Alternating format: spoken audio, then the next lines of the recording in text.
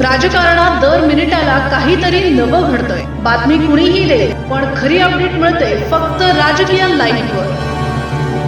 जत तालुक्यातील राजकीय रणधुमाळीला आता निर्णायक वळण मिळालंय.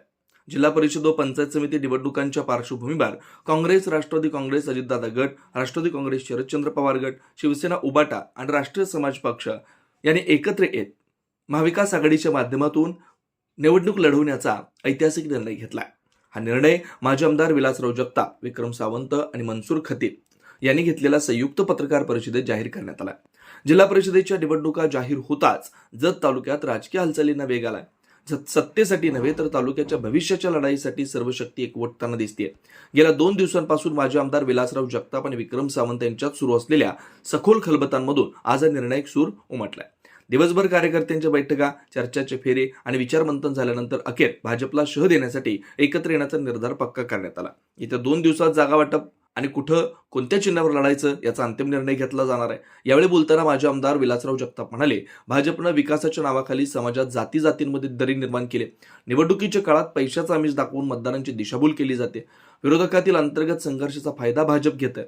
त्यामुळे कार्यकर्त्यांची भावना होती की सर्वांनी एकत्र येऊन ही निवडणूक लढवावी. या भावनांचा आदर राखत आम्ही महाविकास आघाडी म्हणून एकत्र आलोय. माजी आमदार विक्रम सावंत यांनीही ठाम शब्दात भूमिका मांडली. स्थानिक स्वराज्य संस्था या सामान्य माणसाच्या प्रश्नाचे व्यासपीठ आहेत. तालुक्याच्या हितासाठी, शेतकरी, कामगार आणि युवकांच्या न्यायासाठी आम्ही एकत्र येण्याचा निर्णय घेतलाय. राज्यात आणि जिल्ह्यात भाजप जातीय विष पेरून अशांतता निर्माण करत आहे. हे वेळीच रोखण्याची अपेक्षा कार्यकर्त्यांनी व्यक्त केली आणि म्हणूनच आम्ही सर्वजण एकत्र आलो आहोत असं त्यांनी सांगितलं.